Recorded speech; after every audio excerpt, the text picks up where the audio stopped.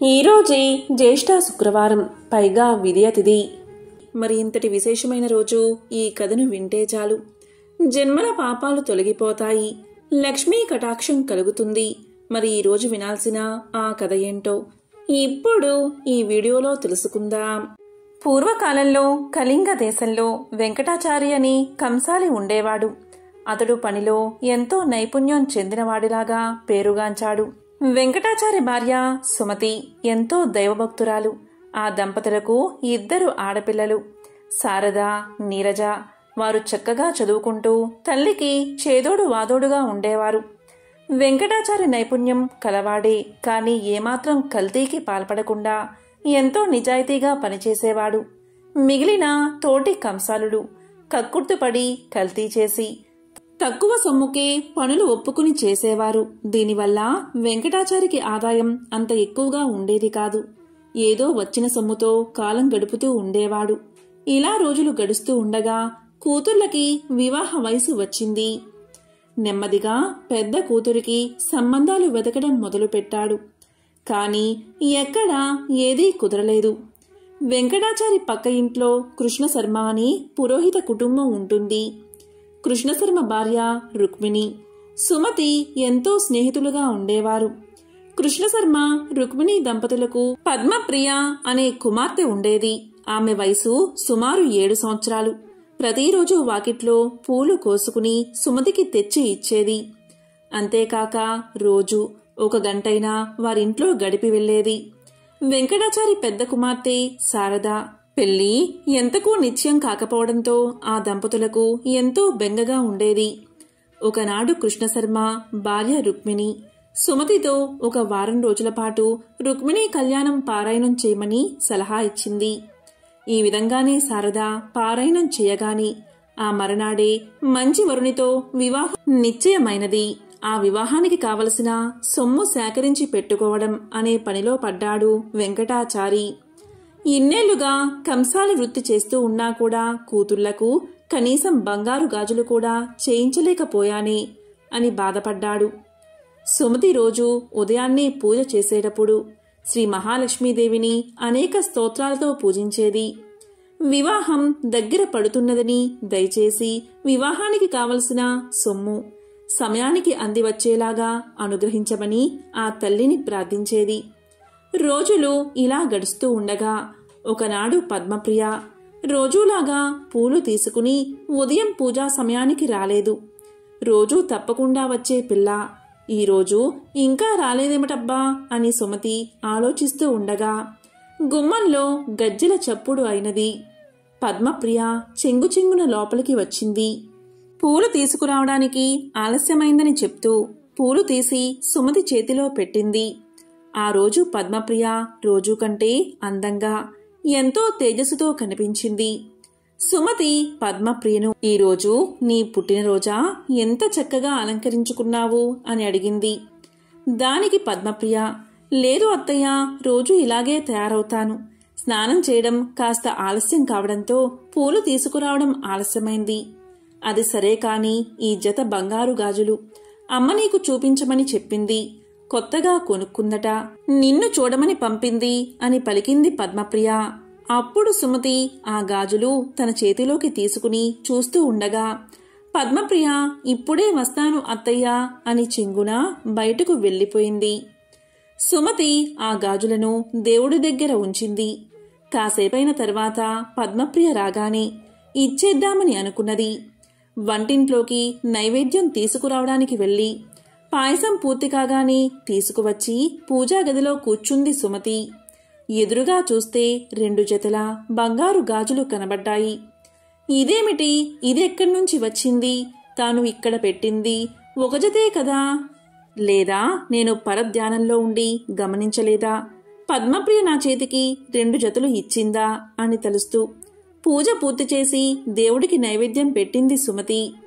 ఆ 2 జత గాజులను తీసుకుని రుక్మిణికి ఇవ్వాలని వారి ఇంటికి వెళ్ళింది.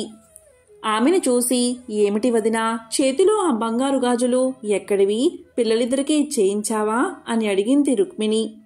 ఇది విన్న సుమతి నోట మాట రాలేదు. అదేమిటి వదినా, ఇందాక పద్మప్రియ వచ్చి ఇచ్చింది కదా, నీవు కొనుక్కున్నావని నాకు చూపించమని చెప్పింది అని సుమతి పలకగా, అప్పుడు రుక్మిణి, అదేమిటి వదినా, పద్మప్రియ మీ ఇంటికి రావడమేమిటి? నిన్నట్నుంచి పిల్లకు ఒక్కటే జ్వరం, మంచం దిగనేలేదు, ఎక్కడికి వెళ్ళలేదు. అస్సలు ఆమె మీ ఇంటికి రానప్పుడు ఈ గాజులు ఎలా తెస్తుంది? అయినా నేను ఈ మధ్య అస్సలు గాజులు కొనుక్కోనేలేదు అని పలికింది రుక్మిణి. ఇది విన్న సుమతికి ఎంతో ఆశ్చర్యం కలిగింది. మరి ఇందాక వచ్చిందెవరు, ఆ గాజులు ఇచ్చింది ఎవరు అని ఆలోచిస్తూ ఉండగా, ఆ వచ్చింది సాక్షాత్తు శ్రీ మహాలక్ష్మీదేవే అని తోచింది. ఈ విషయంతో వారిద్దరూ ఎంతో ఆశ్చర్యపోయారు. అలాగే ఎంతో ఆనందపడ్డారు. జరిగిన విషయమంతా వారి భర్తలకు చెప్పారు. ఇక వెంకటాచారి దంపతుల సంతోషానికి అవధుల్లేవు. వచ్చింది సాక్షాత్తు శ్రీ మహాలక్ష్మీదేవి అని గుర్తించారు. తమను అనుగ్రహించిన ఆ జగన్మాతను ఎన్నో విధాలా స్తుతించారు. తమ కుమార్తెలకు సాక్షాత్తు ఆ శ్రీ మహాలక్ష్మీదేవి బంగారు గాజులు అనుగ్రహించిందని ఎంతో ఆనందపడ్డారు. ఇద్దరూ పూజాగదిలో నుంచుని ఆ జగన్మాతను స్మరిస్తూ ఇలా అన్నారు: జగజ్జనని అమ్మా లక్ష్మీదేవి, దారిద్ర్య దుఃఖాన్ని, పాప అంధకారాలను తొలగించే మూర్తివి, బాధలన్నిటినీ నశింపచేసే కరుణా కటాక్షాలు గల తల్లివి.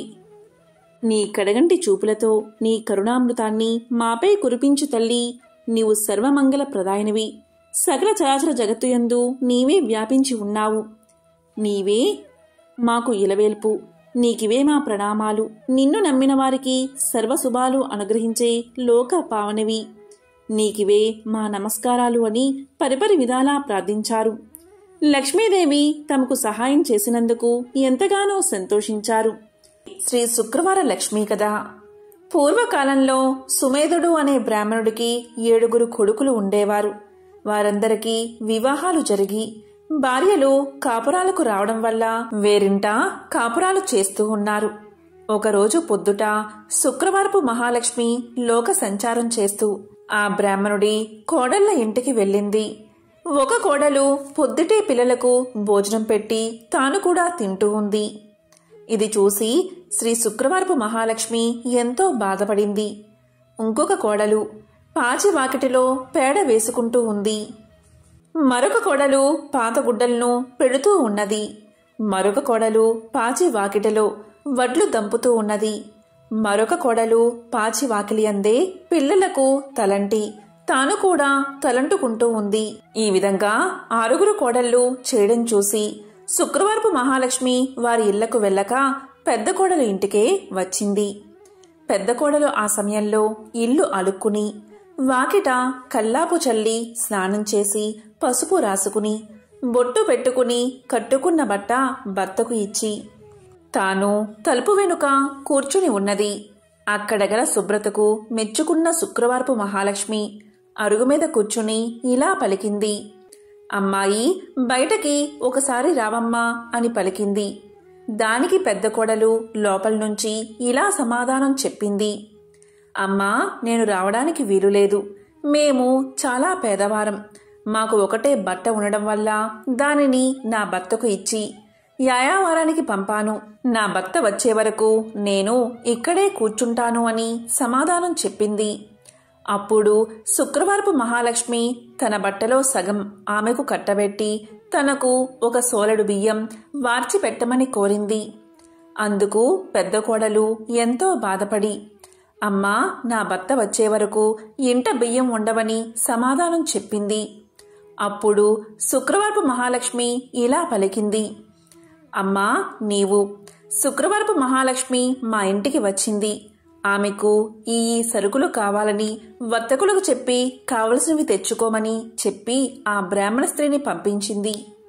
దాంతో పెద్ద కోడలు శుక్రవారపు మహాలక్ష్మి చెప్పిన ప్రకారం కోమటి ఇంటికి వెళ్లి తన ఇంటికి శుక్రవారపు మహాలక్ష్మి వచ్చిందని తెలిపి పప్పు, బియ్యం, మిగతా వంటకు కావలసిన పదార్థాలన్నీ ఇమ్మని కోరగా అతడు వాటన్నిటినీ ఇచ్చాడు. తరువాత పెద్ద కోడలు శుక్రవారపు మహాలక్ష్మి చెప్పిందని తెలుగువాణి దగ్గరకు వెళ్లి మా ఇంటికి శుక్రవారపు మహాలక్ష్మి వచ్చింది, ఆమెకు ఈ పదార్థాలు కావాలని తెలుగులవాణ్ణి కోరగా తెలుకులవాడు తెలగపిండిని నూనెను ఇచ్చాడు. ఆ తరువాత పెద్ద కోడలు కంచెల దగ్గరకు వెళ్లి, కంచెల దగ్గర శుక్రవారపు మహాలక్ష్మి మా ఇంటికి వచ్చింది, ఆమెకు ఈ పదార్థాలు కావాలని కోరగా కంచరి ఇంటి దగ్గర పాత్ర సామాగ్రిని ఇచ్చాడు. తర్వాత పెద్దగోడలు సాలివాని దగ్గరకు వెళ్లి, మా ఇంటికి శుక్రవారపు మహాలక్ష్మి వచ్చింది, ఆమెకు ఈ పదార్థాలు కావాలని కోరగా సాలివాడు మంచి మంచి బట్టలను పెద్ద కోడలకు అందజేశాడు. దాంతో పెద్ద కోడలు ఇంటికి వెళ్లి 4 పిండి వంటలతో అవకాయ పచ్చలతో శుక్రవారపు మహాలక్ష్మికి వడ్డించింది. అంతలో ఆమె భర్త ఎడమూట పెడమూటలతో సంతోషంగా ఇంటికి వచ్చాడు.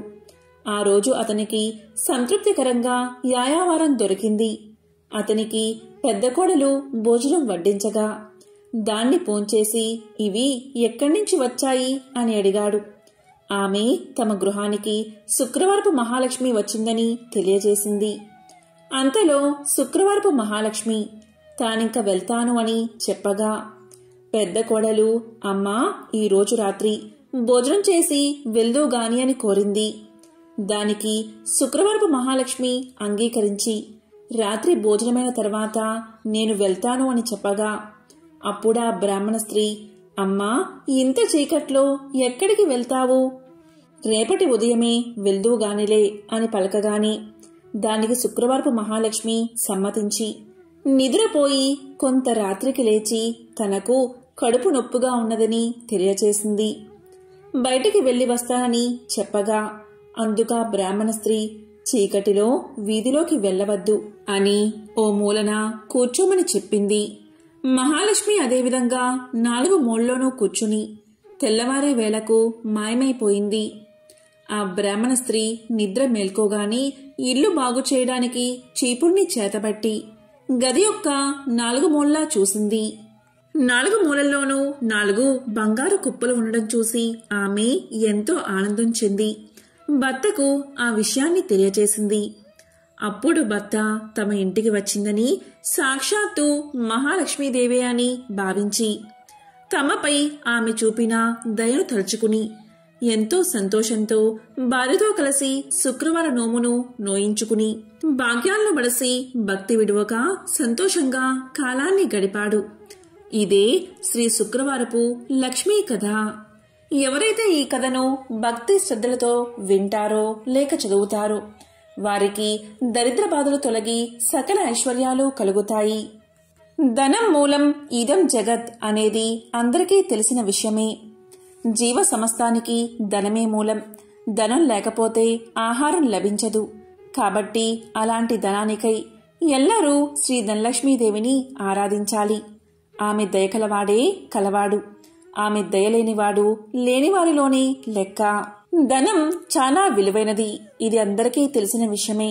కాబట్టి ధన ప్రాప్తికై శ్రీ మహాలక్ష్మీదేవిని ఆరాధించాలి. ధనాది దేవత అయిన ఆ శ్రీ ధనలక్ష్మీదేవిని ఆరాధించి ఆమె అనుగ్రహాన్ని పొందాలి. ఆ అమ్మ దయకు పాత్రులై ధనవంతులైన అసంఖ్యాక భక్తులలో ఒకరిద్దరి విషయాలు ఇప్పుడు తెలుసుకుందాం. అదే సమాధి కథ. పూర్వం సమాధి అనే ఒక వైశ్యుడు ఉండేవాడు. అతడు విపరీతంగా ధనాన్ని సంపాదించాడు. దానితో అతనికి ధన గర్వం వచ్చింది. కొత్తలో అంతా లక్ష్మీ కటాక్షమే అనేవాడు అతను. రాను రాను దేవుడా లేక దెయ్యమా, నా తెలివితేటలతోనూ బోలెడు పెట్టుబడితోనూ వ్యాపారం చేశాను, అందుకే సంపాదించాను, అంతా నా గొప్పతనమే అండం మొదలుపెట్టాడు. హితవు చెప్పేవారిని కసిరేవాడు, తనకు వంత పాడేవారిని చేరదీసేవాడు.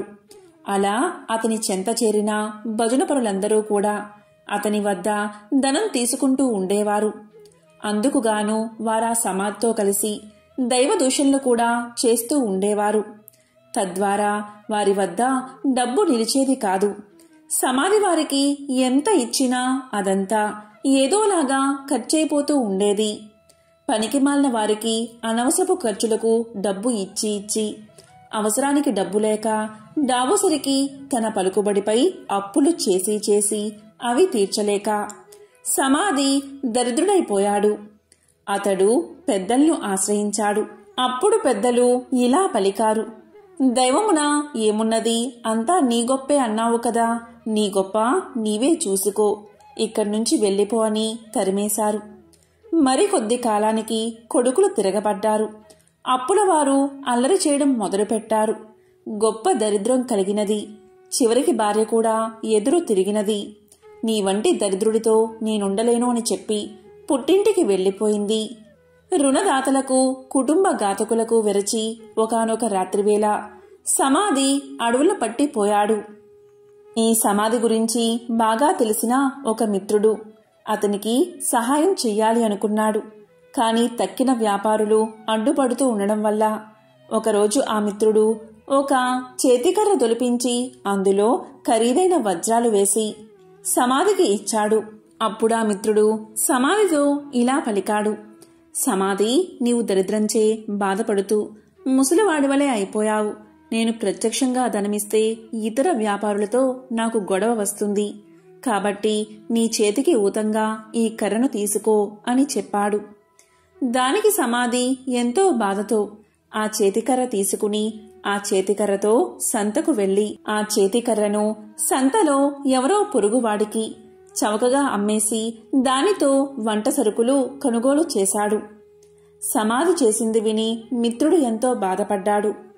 సమాధి యొక్క దరిద్రావస్థను ఎలాగైనా తప్పించాలని ఆ మిత్రుడు మరొకసారి సమాధిని పిలిచి ఇలా పలికాడు, సమాధి, ఈ గుమ్మడికాయ తీసుకో అని ఒక గుమ్మడికాయ ఇచ్చాడు. దాని నిండుగా బంగారు కాసులు పోసి ఇచ్చాడు. ఇంటికి వెళ్లి దాన్ని పగలగొడితే ధనం కనిపిస్తుంది కదా అని ఆ మిత్రుడి ఆలోచన. కాని సమాధి ఆ గుమ్మడికాయను వేరొక కూరగాయల వ్యాపారికి అమ్మేసి ఆ చిల్లరతోని ఇంటికి వెళ్లిపోయాడు. మిత్రుడు సహకరించిన ఆ సహాయం పొందక దరిద్రబాధలు భరించలేక సమాధి ఒకరోజు అడవులకు పోవడానికి నిశ్చయించుకున్నాడు. ఇది తెలిసిన అతని మిత్రుడు మార్గమధ్యలో మోహరేలు గుట్ట పోయించాడు.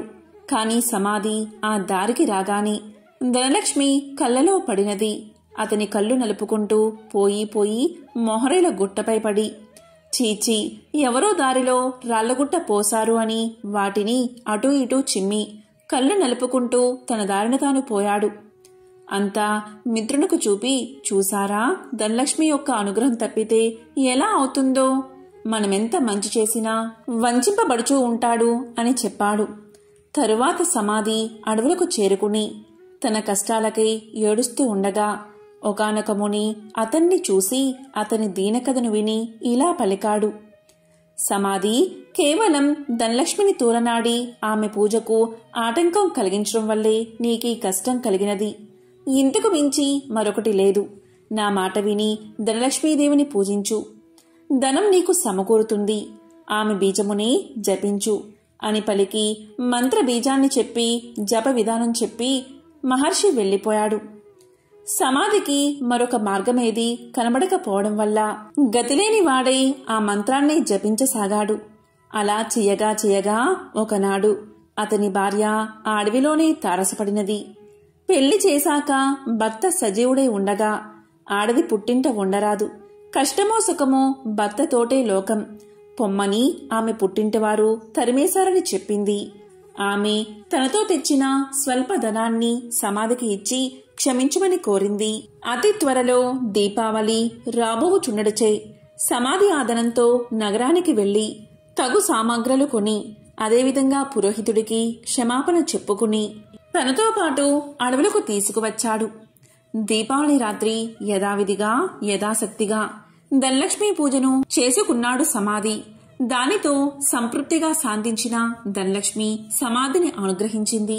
దాంతో పురోహితుడు ఊరిలోనికి పోయి సమాధి ఉనికిని అతనిలోని మార్పును అందరికీ తెలియచేశాడు. సమాధి మిత్రుడు అలాగే విప్రుడు కూడా దీన్ని సమర్థించారు. అవును, అమ్మవారిని కించపరచడం వల్లే అతనికి ఇటువంటి గతి పట్టింది కాని సమాధి చెడ్డవాడు కాడు అని మరీ మరీ చెప్పగా ఇతర వ్యాపారులు కూడా ఆలోచించి సమాధిని తిరిగి ఊరిలోకి పిలిచారు. మిత్రులు ఇచ్చిన పెట్టుబడితో సమాధి మరలా వ్యాపారాన్ని ప్రారంభించి నిత్యము ధనలక్ష్మీదేవిని పూజిస్తూ ఆ తల్లి అనుగ్రహం వల్ల అతని వ్యాపారం అభివృద్ధి చెందడం వల్ల తిరిగి కోటీశ్వరుడుగా మారి సకల సౌభాగ్యాలతో తులతూగుతూ ఉన్నాడు. కాబట్టి ఎవరైతే ప్రతి గురు శుక్రవార రోజుల్లోనూ అష్టమి, నవమి, దశమి, పౌర్ణమి తిథులయందు ఆ అమ్మవారిని పూజించి ఈ కథను వింటే ధనలక్ష్మీదేవి యొక్క అనుగ్రహానికి పాత్రులు అవుతారు. ఈ కథ విన్నా చదివినా సర్వశుభాలు చేకూరతాయి.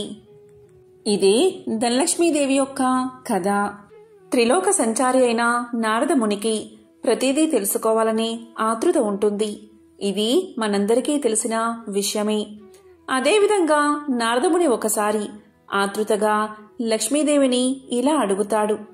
అమ్మా లక్ష్మీదేవి, మీరెప్పుడూ కూడా విష్ణుమూర్తి పాదాలను ఎందుకు నొక్కుతారు అని అడుగుతాడు. దానికి లక్ష్మీదేవి ఇలా సమాధానం చెప్తుంది. మానవుల నుండి భగవంతుడి వరకు గ్రహాలన్నీ తన్ను ప్రభావితం చేస్తాయని లక్ష్మీదేవి సమాధానం చెప్తుంది. ఈ గ్రహాల చెడు ప్రభావం శ్రీహరి పాదాలను నొక్కడం ద్వారా ముగుస్తుంది. కాబట్టి ఆమె తన శ్రీహరి పాదాలను నొక్కుతుంది అని సమాధానం చెప్తుంది. ఒక మహిళ చేతిలో దేవతల సర్వోన్నతుడైన బృహస్పతి నివసిస్తాడు. రాక్షసుల గురువు శుక్రాచార్యుడు మనుషుల పాదాలలో నివాసముంటాడు. భార్య తన భర్త పాదాలను నొక్కినప్పుడు గ్రహాల యొక్క చెడు ప్రభావాలను నివారించడంతో పాటు సంపద కూడా వృద్ధి అవుతుందని లక్ష్మీదేవి విష్ణు పాదాలను నొక్కడానికి కారణమని ఆమె ఎంతో సులువుగా నారదుడికి సమాధానం చెప్తుంది. లక్ష్మీదేవి ఐశ్వర్యానికి దేవత, జ్యేష్ఠాదేవి దారిద్ర్య దేవత. ఒకసారి వీరిద్దరికీ ఒక చిన్న అనుమానం వచ్చింది. ఆ అనుమానం ఏంటి అంటే తమలో ఎవరు చాలా అందంగా ఉన్నారో అని. ఈ విషయమై వీరిద్దరూ వాదించుకుంటూ ఉండగా వారికి ఎదురుగా ఒక వ్యాపారి వస్తూ కనిపించాడు. ఇక వాదించడం ఆపేసి ఆ వ్యాపారిని అడిగి నిజం తెలుసుకోవాలి అనుకున్నారు అక్కా చెల్లెళ్ళు. అలా అనుకున్నదే తడువుగా జ్యేష్ఠాదేవి లక్ష్మీదేవిలు అతడి ముందుకు వెళ్లి నిల్చున్నారు. తామిద్దరం ఎవరమో కూడా అతడికి వివరించి చెప్పారు. ఐశ్వర్య దేవత లక్ష్మీదేవి, దారిద్ర్య దేవత జ్యేష్ఠాదేవి ఇద్దరూ ప్రత్యక్షమై కనిపించి అలా అడిగేసరికి ఆ వ్యాపారికి నోట మాట రాలేదు. ఇద్దరూ ఒకేసారి కనిపించినందుకు సంతోషించాలో లేక బాధపడాలో కూడా అతనికి అర్థం కాలేదు. విషయమంతా విన్న ఆ వ్యాపారి భయంతో వణికిపోయాడు. ఇద్దరిలోనూ లక్ష్మీదేవే అందమైనదని అతనికి తెలుసు. అయితే నిజాన్ని చెబితే జ్యేష్ఠాదేవికి కోపం వస్తుంది. ఆమెకు కోపం వస్తే తనను ఇంకా పేదవాడిని చేస్తుందని తెలుసు. ఇక లక్ష్మీదేవి అందంగా లేదని చెబితే ఆమెకు కోపం వస్తుంది. ఆమెకు కోపం వస్తే తనకున్న ఈ మాత్రం సంపదను కూడా లేకుండా చేసేస్తుంది. ఏం చేసేది భగవంతుడా అంటూ తలపట్టుకున్నాడు. ఇంతలో ఆ వ్యాపారికి ఒక మెరుపులాంటి ఆలోచన వచ్చింది. ఏదైతే అది అయిందని మనసుకు సర్ది చెప్పుకున్న ఆ వ్యాపారి ఆ దేవతలిద్దరికీ నమస్కారం చేశాడు. వెంటనే ఆ వ్యాపారి ఇలా చెప్పాడు. అమ్మా, ఓ మహాలక్ష్మి, నువ్వు ఇంట్లోకి వస్తున్నప్పుడు నీ అంత అందమైన స్త్రీ భూలోకంలో కాని స్వర్గలోకంలో కాని ఎవరూ ఉండరు అని చెప్పాడు. అలాగే జ్యేష్ఠాదేవి వైపు చూసి, అమ్మా, ఓ జ్యేష్ఠాదేవి, నువ్వు ఇంటి నుంచి బయటకు వెళ్తుంటే నీ అందం సొగసు వర్ణించేందుకు మాటలు చాలవు. ఆ సమయంలో నీ అందాన్ని ఎవరితోనూ పోల్చలేమో అని సమాధానం చెప్పాడు. ఆ వ్యాపారి ఎవరి మనసులో నొప్పించిన విధంగా చెప్పిన తీరు జ్యేష్ఠాదేవి లక్ష్మీదేవులను సంతృప్తిపరిచింది. అతడు ఇద్దరిని విజేతలుగా నిర్ణయించాడని వారిద్దరూ అర్థం చేసుకున్నారు. దాంతో ఇద్దరూ అతడి నిర్ణయానికి సంతోషపడుతూ అక్కడ్నుంచి మాయమయ్యారు. ఇక్కడ అర్థం చేసుకోవాల్సింది ఏంటి అంటే జ్యేష్ఠాదేవి లక్ష్మీదేవులు ఎవరికి వారు విజేతలమని అనుకుంటూ వెళ్లారే కాని నిజానికి నిజమైన విజేత ఆ వ్యాపారే. ఎందుకంటే అతడు ఐశ్వర్య దేవత అయిన లక్ష్మీదేవి అభిమానాన్ని పొందడమే కాదు, లక్ష్మీదేవి బద్ధ శత్రువైన జ్యేష్ఠాదేవిని సైతం సంతృప్తిపరిచాడు. కాబట్టి నిజమైన విజేత ఆ వ్యాపారే. లక్ష్మీదేవి అదృష్టానికి శుభానికి సంకేతం. అయితే జ్యేష్ఠాదేవి దరిద్రానికి సంకేతం. పురాణాల ప్రకారం లక్ష్మీదేవి జ్యేష్ఠాదేవులు ఎవరు ఎక్కడ ఉండాలి అనే విషయం గురించి చర్చలు మొదలవుతాయి. ఈ క్రమంలోనే లక్ష్మీదేవి వెళ్లి సముద్ర గర్భంలో దాక్కుంటుంది. సముద్ర గర్భం నుంచి తను బయటికి రావాలని జ్యేష్ఠాదేవి కోరడంతో తాను బయటకు వచ్చి ఏ ప్రదేశంలో కొలువై ఉండాలో తెలియచేస్తుంది. ఈ విధంగా సముద్ర గర్భం నుంచి బయటకు వచ్చిన లక్ష్మీదేవి తాను పసుపు కుంకుమల్లో కొలువై ఉంటానని చెప్తుంది. అందుకే ఏదైనా శుభకార్యాలలో పసుపు కుంకుమలకు అంత ప్రాధాన్యత ఇస్తాము. పెళ్లి పత్రికలకు కూడా పసుపు కుంకుమ రాయడం వల్ల సాక్షాత్తు లక్ష్మీదేవిని ఆహ్వానించినట్లు. ఇలా పసుపు కుంకుమ రాయడం వల్ల ఆ పెళ్లిలో ఎలాంటి ఆటంకాలు లేకుండా లక్ష్మీదేవి కృప నూతన వధూవరులపై ఉంటుందని భావిస్తారు. అందుకే వివాహ ఆహ్వాన పత్రికలకు పసుపు కుంకుమలు రాస్తారని పురాణాలు చెబుతున్నాయి. మనం లక్ష్మీదేవి చిత్రపటాన్ని చూసినప్పుడు ఆమెకు గుడ్లగూప వాహనంగా ఉండడాన్ని చూస్తూ ఉంటాం. లక్ష్మీదేవికి గుడ్లగూప ఎలా వాహనమైనది అనే ప్రశ్న మనల్ని పట్టి పీడుస్తుంది. దానికి సమాధానం ఇప్పుడు తెలుసుకుందాం. ఒకప్పుడు కౌశికుడు అని ఒక గొప్ప విష్ణుభక్తుడు ఉండేవాడు. అతడు గొప్ప సంగీత విద్వాంసుడు. సుమధురమైన తన గాన మాధుర్యంతో మహావిష్ణువుని ప్రసన్నం చేసుకున్నాడు. స్థూల శరీరాన్ని విడిచిన తర్వాత విష్ణు లోకాన్ని చేరుకున్నాడు. శ్రీహరి తన ప్రియభక్తుణ్ణి స్వాగతించి అతని గౌరవార్థం అంతరంగిక సంగీత సభ ఒకటి ఏర్పాటు చేశాడు. ఆ సభలో దేవర్షి నారదుడికి ప్రవేశం లభించలేదు. తుంబురుడికి సకల మర్యాదలతో స్వాగతం చెప్పారు. తనకు ప్రవేశం లేకపోవడం అటుంచి తన ప్రత్యర్థి అయిన తుంబురుడికి స్వాగత సత్కార్యాలు లభించడం చూసిన నారదుడు ఎంతో మండిపడ్డాడు. అయినా తమాయించుకుని లక్ష్మీదేవి మందిరంలోంచి లోనికి పోవడానికి ప్రయత్నం చేశాడు. అక్కడ కూడా లక్ష్మీదేవి యొక్క చెలికత్తెలు నారదుడికి అడ్డుపడ్డారు. దానితో ఎంతో కోపగించిన నారదుడు మహాలక్ష్మిని శపించాడు. అది తెలిసిన వెంటనే లక్ష్మీనారాయణులు నారదుని ముందు ప్రత్యక్షం అయ్యారు. తమను మన్నించమని వేడుకున్నారు. అప్పటికి నారదుడి కోపం శాంతించింది. తన తొందరపాటుకు పశ్చాత్తాపం మొదలైనది. శరీరమంతా చెమటలు పట్టాయి. కీలరిగి వాత పెట్టడం బాగా తెలిసిన నారాయణుడు చేసిన దానికి సిగ్గుపడుతున్న నారదుణ్ణి చూసి ఇలా పలికాడు. నారదా, నీ కోపం కారణం నాకు తెలుసు. నిజానికి భక్తి జ్ఞానములయందు శీలవర్తములయందు తుంబురుడు నీకన్నా కపటి కాడు, గర్విష్ఠుడు కాడు. కపట భక్తిని ప్రదర్శించేవారు ఎన్ని తీర్థాలు సేవించినప్పటికీ వ్యర్థం. భక్తి శ్రద్ధలతో నన్ను కొలిచేవారికి అవశ్యం వశుడనే. సంగీతం చేత నన్ను చేరవచ్చునని చాటి చెప్పడానికే కౌశిక తుంబురను నేను సత్కరించాను. నీ శాపానికి ఏమీ బాధపడకు, లోకహితమే జరుగుతుంది, చింతించవద్దు అని చెప్పాడు నారాయణుడు. నారదునికి అప్పటికి జ్ఞానోదయమైనది. ఓ దేవదేవా, నా తప్పుళ్ళు క్షమించు. అవివేకి వలె ప్రవర్తించాను, నన్ను కాపాడు. తుంబురా, కౌశికుల వలె సంగీతంలో మేటినైతే ఇంతటి విపరీతం జరిగి ఉండేది కాదు కదా అంటూ కట్టెలు తెంచుకుని ప్రవహిస్తున్న కన్నీటి వరద మధ్య నారదుడు నారాయణుడి పాదాల మీద పడ్డాడు. భక్తుని పశ్చాత్తాపం భగవంతుడి హృదయాన్ని కరిగించింది. తన దివ్య హస్తాలతో నారదుణ్ణి పైకి లేపాడు నారాయణుడు. ధైర్యాన్ని చెప్పాడు. సంగీతం నేర్చుకోవాలన్న కుతూహలం నిజంగా ఉంటే తాను చెప్పినట్లు చెయ్యమన్నాడు. ఉత్తరాన మానస సరోవరానికి అవతల ఒక పర్వత శిఖరముంది. దానిమీద ఒక దివాంతం ఉంది. ఆ ఉలూకాపతికి శుశ్రూష చేసి సంగీతంలో మేటివి కమ్మని దీవించాడు నారాయణుడు. దీంతో నారదుడు శ్రీమన్నారాయణుడికి కృతజ్ఞతలు ప్రకటిస్తూ చేతులు జోడించిన నారదుడు సెలవు పుచ్చుకున్నాడు. వెంటనే మనోవేగంతో మానస సరోవరం చేరుకున్నాడు. కమ్మని సంగీతం అస్పష్టంగా వినిపిస్తుంది. తెరలు తెరలుగా వస్తున్న ఆ గాన మాధుర్యాన్ని పట్టుకుని ఆవలగిరి శిఖరం చేరాడు నారదుడు. గంధర్వ, కిన్నెర, కింపురుష, అప్సరసాదులెందరో అక్కడ సంగీతాభ్యాసం చేస్తున్నారు.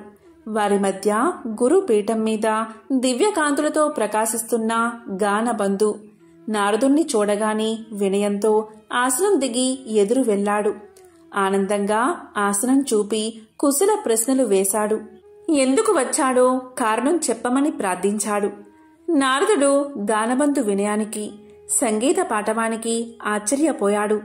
తనకు తెలియని ఈ సంగీతవేత్త ఎవరని ఆలోచనలో పడ్డాడు. అతడు ఎవరైతేనేం, తనకు కావలసినది సంగీత విద్య.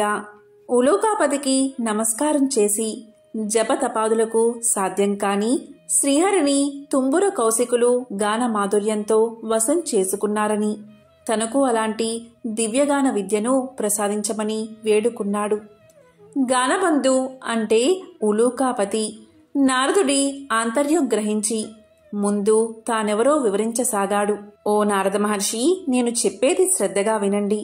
పూర్వం భువనేశుడు అనే రాజు ఉండేవాడు. అతడు చాలా జాలిగుండె కలవాడు, ధర్మవర్తనుడు. సంప్రదాయానుసారం ధర్మకార్యాలన్నీ క్రమం తప్పకుండా నిర్వహించేవాడు. అటువంటి ఉత్తమ పాలకుడు సంగీతాన్ని మాత్రం నిషేధించాడు. ఎవరైనా గానాలాపన చేస్తే మరణశిక్ష విధించమని మంత్రులకు తెలియచేశాడు. భగవంతుణ్ణి కూడా భక్తి గీతాలతో స్తుతించకూడదని చాటింపు వేయించాడు. ఒకరోజు హరిమిత్రుడు అనే భక్తుడు రాజు ఆజ్ఞను మర్చిపోయి భగవంతుణ్ణి కీర్తిస్తూ గానం చేశాడు. ఆ గాన మాధుర్యంలో మునిగిపోయిన ప్రజలు కూడా పాడకూడదు అన్న విషయాన్ని మర్చిపోయారు. వెంటనే రాజభటులు వచ్చారు. హరిమిత్రుణ్ణి రాజు ముందు నిలబెట్టారు. రాజు ఆలోచించాడు. పాడినవాడు బ్రాహ్మణుడు. బ్రహ్మహత్య మహాపాపం, మరణశిక్షతో సమానమైనది రాజ్య బహిష్కరణ. ఇలా ఆలోచించి హరిమిత్రుడి సంపదనంతా స్వాధీనం చేసుకుని రాజ్యం నుంచి వెళ్ళగొట్టాడు రాజు. కాలచక్రం తిరగడం మానదు కదా. కొంతకాలానికి రాజు మరణించాడు. పుట్టిన ప్రతి ప్రాణి గిట్టక తప్పదు. అలాగే గిట్టిన ప్రాణి కూడా పుట్టక తప్పదు. నరుడిగా మరణించిన రాజు గుడ్లగోపగా జన్మించాడు. దివాంద జన్మ కాబట్టి రాత్రులందే ఆహారం సంపాదించుకోవాలి. తిండి ఒక సమస్యగా తయారైనది. పురాకృత దోష ఫలితం కాబోలు. ఒకసారి 4 రోజులైనా ఆహారం దొరకలేదు. ఆకలి దుర్లభమైపోయినది. చివరికి మరణాన్ని ఆహ్వానించాడు. అతడు పూర్వజన్మలో చేసుకున్న సుకృతం వల్ల మరణదేవత యమధర్మరాజు వచ్చి ఎదురుగా నిలబడ్డాడు. ప్రాణం తీయకుండా ఎదురుగా నిలబడ్డ యముణ్ణి చూసి, ధర్మరాజా, ఎందుకు ఈ విధంగా నన్ను బాధపెడుతున్నావు? నేను గత జన్మలో రాజుగా ప్రజలపై ఎంతవరకు దయాదాక్షిణ్యాలు చూపించాలో అంతవరకు చూపించాను. నీవెందుకు నాపై దయచూపవు అన్నాడు భువనేశుడు. దివాంద స్థితికి యమధర్మరాజు ఎంతో జాలిపడ్డాడు. తాను చేసిన తప్పేమిటో తెలియకుండా ఎవరైనా శిక్ష అనుభవించడం ధర్మం కాదు కదా. తెలిసినప్పుడే కదా పశ్చాత్తాపం కలిగేది. అలా ఆలోచించి అసలు విషయం చెప్పాడు యమధర్మరాజు. దివాందమా, నీవు రాజుగా ఉన్నప్పుడు అనేక సత్కార్యాలు చేసిన మాట నిజమే. కాని పరమాత్ముణ్ణి వేద మంత్రాలతో మాత్రమే స్తుతించాలని శాసించడం నీ మూర్ఖత్వం. పరమ పావనమైన సంగీతంతో హరికీర్తన చేసిన హరిమిత్రుణ్ణి శిక్షించిన పాపం తక్కువైంది కాదు కదా. ఆ పాప ఫలితం కొండంతై నీకు లభించిన పుణ్యఫలానికి మించిపోయింది. అదే నేడు నిన్ను పట్టి పీడిస్తుంది. విష్ణు భక్తులకు చేసిన కీడు నీకీ అవస్థ తెచ్చిపెట్టింది. దీని నుంచి బయటపడ్డం ఎవరికీ సాధ్యం కాదు. సమవర్తి చెప్పింది విన్నాక, అంటే యముడు చెప్పింది విన్నాక గాని దివాందానికి తాను చేసిన తప్పేమిటో అర్థం కాలేదు.